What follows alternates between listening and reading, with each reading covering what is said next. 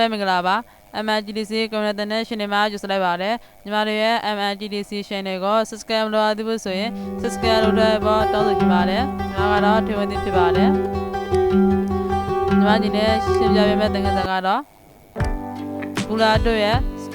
short ပန်တို့ရဲ့ smart တို့ပြီးရင် dot dot ပန်တို့ small တို့ဒီတို့ရှောင်းမျိုးအကြောင်းကိုရှင်းပြပေးသွားမှာဖြစ်ပါတယ်ပထမဆုံးဒီ dot တို့လေးကိုရှင်းပြမှာဖြစ်ပါတယ် dot တို့လေးကတော့ကားတွေကိုပေါ်ဖြော်လိုက်တဲ့ကအတူပြတာဖြစ်ပါတယ်ဒီနေ့မှာဒီပုံလေးကိုကောက်ထိုးခြင်းနဲ့နေရာအသိပို့လိုက်ပါမယ်ဒါဆိုဒီမှာလေယာဉ်ဝဲစပင်းနေရာထူရလာပါပြီဒီနေ့မှာဒီသူ့ရဲ့မျက်လုံးအနာသားလေးတွေကိုပေါ်ဖြော်လို့ရှိနေဆိုရင် dot တို့လေးကိုအတူပြမှာဖြစ်ပါတယ် keyboard ဘက်ကဆိုရင်တော့ O ကိုနှိပ်ပြရပါတယ်ဒီမှာဒီကွင်းအကြီးသေးကိုတော့keyboard မှာရှိတဲ့လေးထားကွန်စာကွန်ပလင်းနဲ့အကြည့်သေးလို့ပြရပါတယ်ဒါမှမဟုတ်ဒီညလေးကိုလည်းရှင်းပြလိုက်ပါပြီးဒီမှာ site switch ရှိပါတယ်ဒီ site ကလည်းကွင်းအကြည့်သေးကိုလုပ်ပြရပါတယ်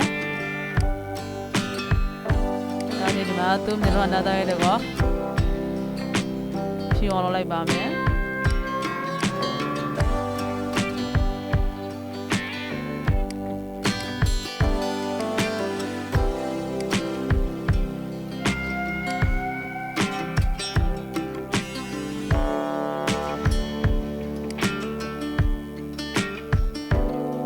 တော့ရတဲ့ကိုလည်းဖြောင်းလုပ်ပြရပါတယ်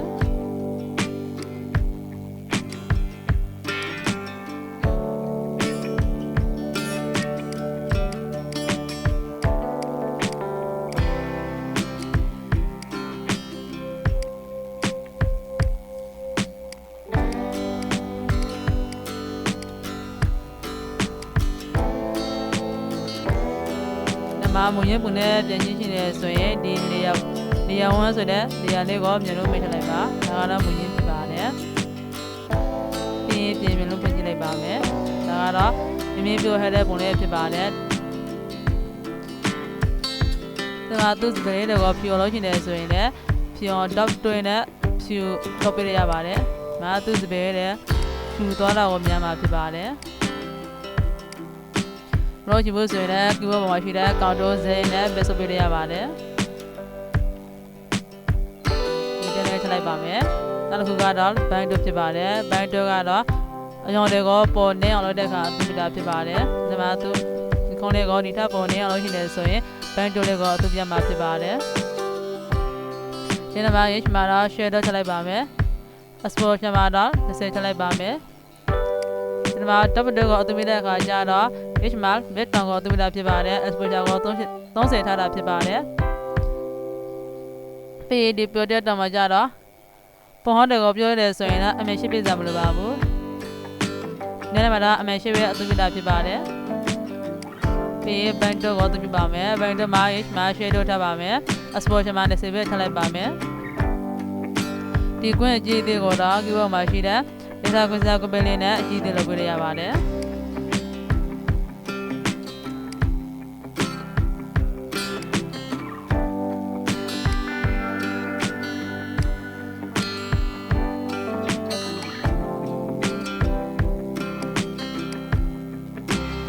ဒီမှာအယောင်လေးပေါ်နဲ့တော့ကိုများမှာဖြစ်ပါတယ်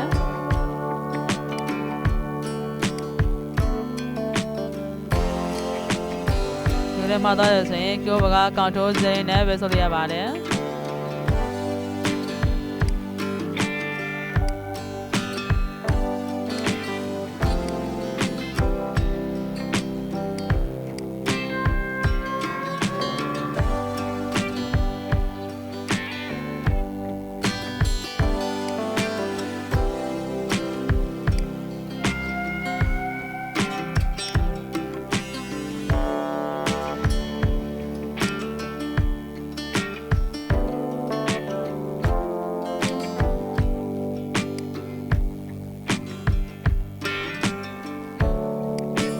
သူ့စပယ်လေးကိုလည်းညရလို့ရှိနေဆိုရင် band တိုးလေးနဲ့လုပ်ပေးရပါတယ် band တိုးလေးနဲ့လုပ်ပေးလိုက်ပါမယ်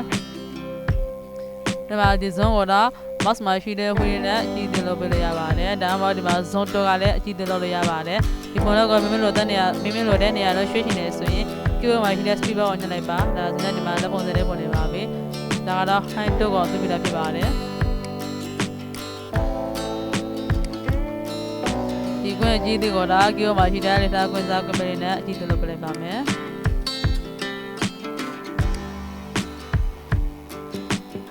ဒါဒီမှာသူ့စပယ်လေးပွဲနဲ့တော့တော့မြန်မာဖြစ်ပါတယ်အနည်းအောင်လေးဖြစ်တော့ပါပြီ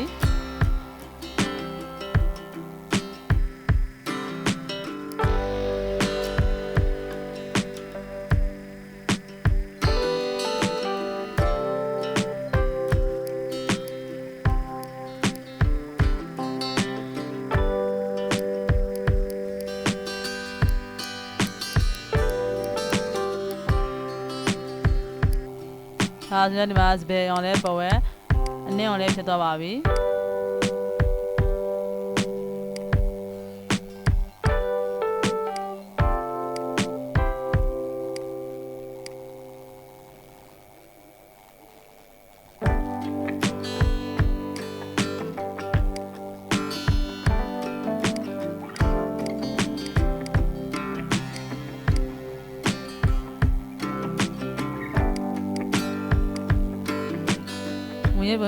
ဝင်ရပင်လေးကိုပြင်ကြည့်နေတယ်ဆိုရင်ဒီလေယာကိုနှလုံးမိတ်ထလိုက်ပါဒါကတော့ဝင်ရပင်လေးဖြစ်ပါတယ်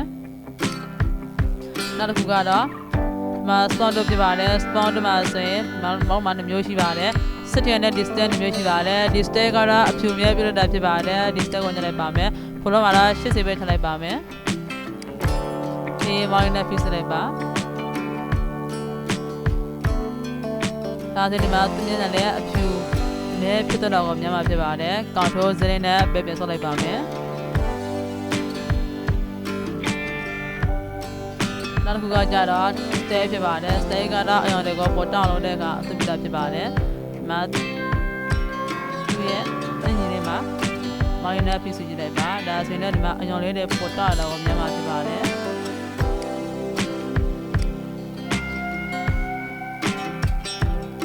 ဒီနေ့ကမထားရှိဖို့ဆိုရင်ကောင်ထိုးစရင်းနဲ့ပဲဆော့ပြလိုက်ပါဒ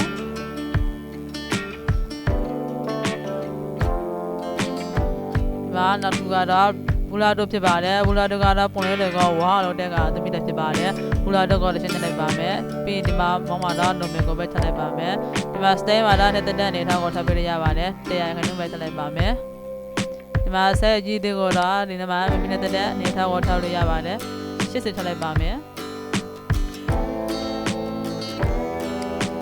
မောင်းနဲ့ပြစ်စလိုက်ပါဒါဆိုဒီမှာသူရဲ့မျက်နှာနဲ့ပေါ်ဝဲဝါတော့တာကိုမြင်မှာဖြစ်ပါတယ်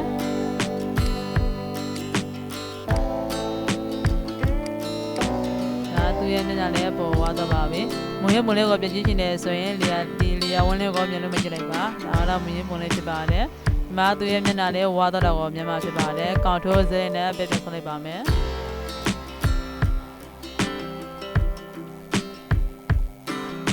ဒါကတော့နောက်ကိုလည်းပြန်ရတော့ပါပြီပြီးနောက်တစ်ခါတော့ရှက်ပန်တို့ဖြစ်ပါတယ်ရှက်ပန်တို့ကတော့ပုံကိုကြည်လာအောင်လုပ်တဲ့အခါအသွင်ပြတာဖြစ်ပါတယ်ရှက်ပန်တို့မှာလည်းမောင်းမှာတော့နုံမေထလိုက်ပါမယ်စတေမှာတော့50ထလိုက်ပါမယ်အဆုံးမှာတော့50ထလိုက်ပါမယ် sorry စက်ကိုတော့50ထလိုက်ပါမယ်ကွန်စက်ကို50ထလိုက်ပါမယ်piece မောင်းလေးနဲ့ piece လိုက်ပါဒါဆိုရင်ဒီမှာပုံလေးနဲ့ပေါ်ဝဲကျင်တော်တော့တော့မြန်မာဖြစ်ပါတယ်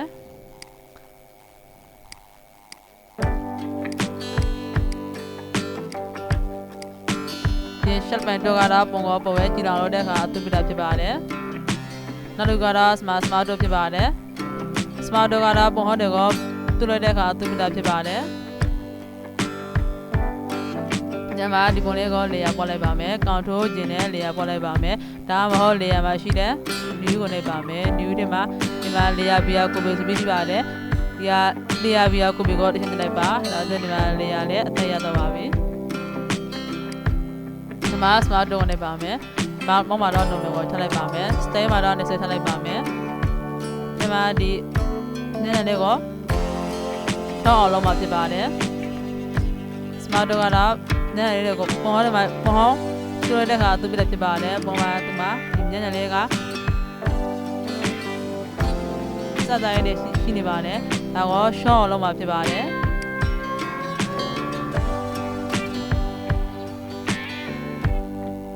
မော်လီနဲ့ပြီးဆွလိုက်ပါ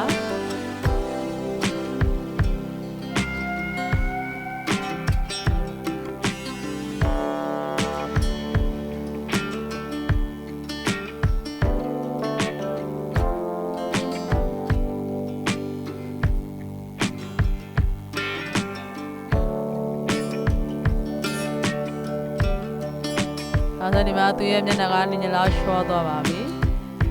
ဒီမှာဒီမျက်ကုံးလေးကိုဘန်တိုလင်းနဲ့ ဘန်တိုလင်းနဲ့ကိုနဲ့အောင်လုပ်လိုက်ပါမယ်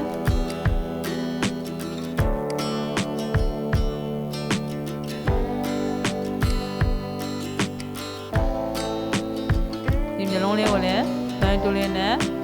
ပြုလုပ်လိုက်ပါမယ်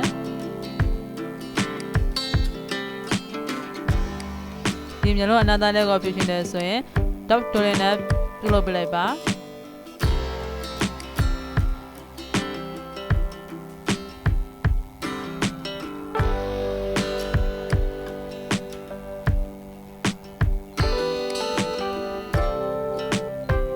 ဒီအနာသားလေးကို short ရှင်တယ်ဆိုရင် smart တိုလင်းနဲ့ short ပြလိုက်ပါမယ်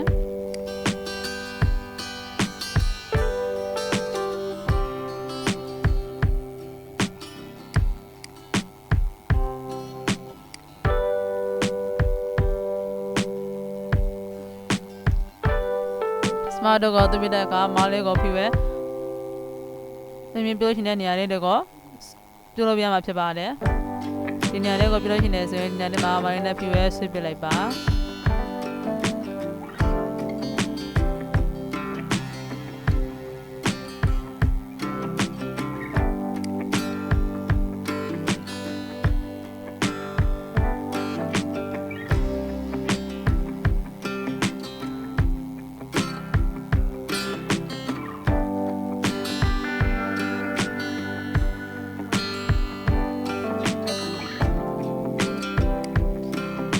မှာပုံကဒီဘက်မှာရှိ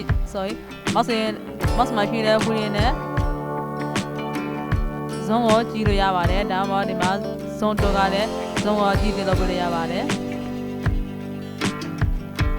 ဒီမှာကမင်းတို့တဲ့နေရာတော့ရွှေ့ရှင်တယ်ဆိုရင်မှာ height တိုးပြီးကြည့်ပါတယ်ကိဘကဆိုရင်တော့ speed လေးကိုသုံးလို့ရပါတယ်ဒီမှာလိုတဲ့နေရာလေးကိုရွှေ့လို့ရပါတယ်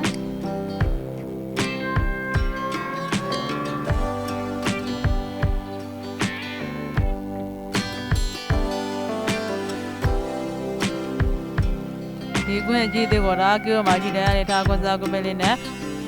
ကြည့်သေးလို့ပြရပါတယ်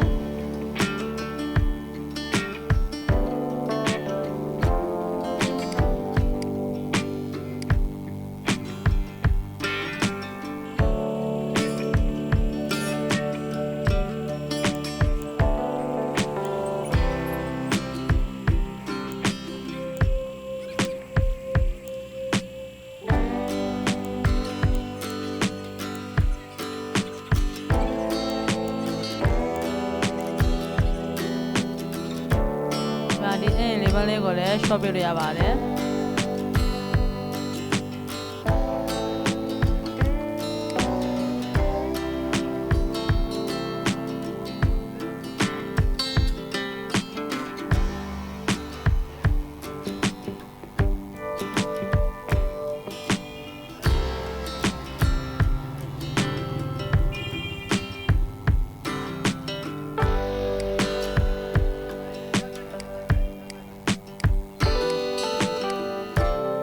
display ကိုလည်း smart tool နဲ့ပြုလုပ်ပြလိုက်ပါမယ်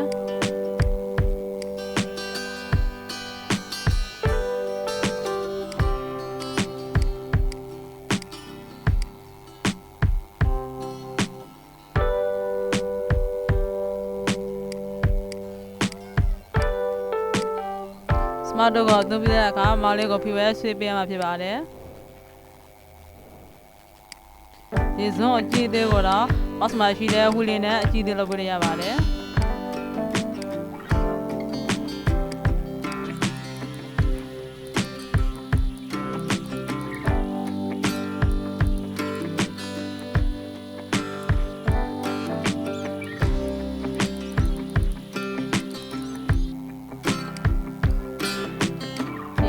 အဲ့ဒီလေးတွေကိုလည်းလုပ်ပေးရပါတယ်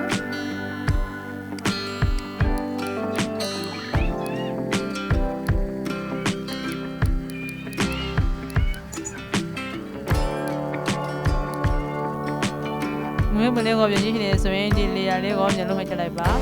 ဒါကတော့မွေးပုံလေးဖြစ်ပါတယ်ဒါတော့ပြောဟဲ့တဲ့ပုံလေးဖြစ်ပါတယ်ဒီပုံလေးကိုသိချင်တယ်ဆိုရင်ဖိုင်ထဲမှာရှိတဲ့ အောက်နဲ့လိုက်ပါပြီးဒီမှာဖိုင်လေးစုပေးကြည့်ပါတယ်ဖိုင်ဒီမှာလည်းတက်တက်မင်းလေးကိုယူပေးရပါတယ်ဒီမဲ့ဖိုင်နေရာလေးကိုယူပေးလိုက်ပါမယ်ဒီဖိုင်လေးမှာတင်လိုက်ပါမယ်ဖိုင်ဒီမှာ00တူလို့မြင်လိုက်ပါမယ်ဒီနဲ့သိပေးလိုက်ပါပြန် shift ကိုညှိလိုက်ပါမယ်ဒီမှာ quality မှာတော့စနစ်ထပ်ပြဖြစ်ပါတယ်ဒီကိုညှိလိုက်ပါဒါဒီပုံလေးကိုသိမိတော့ပါပြီဒါဆိုရင်ညီမကြီးနေရှင်းပြပေးတဲ့ဒီတိုးရှောင်းမြတ်ကောင်ကိုနားရင်းလေးမျိုးမြင်နေပါတယ်ညီမရဲ့ဒီသင်ခန်းစာကိုကြံတဲ့လေဆိုရင်တော့လက်အန် subscribe လေးလုပ်ပေးပါဦးနော်ကြည့်ရှုပေးတဲ့တဲ့အားလုံးကိုကျေးဇူးတင်ပါတယ်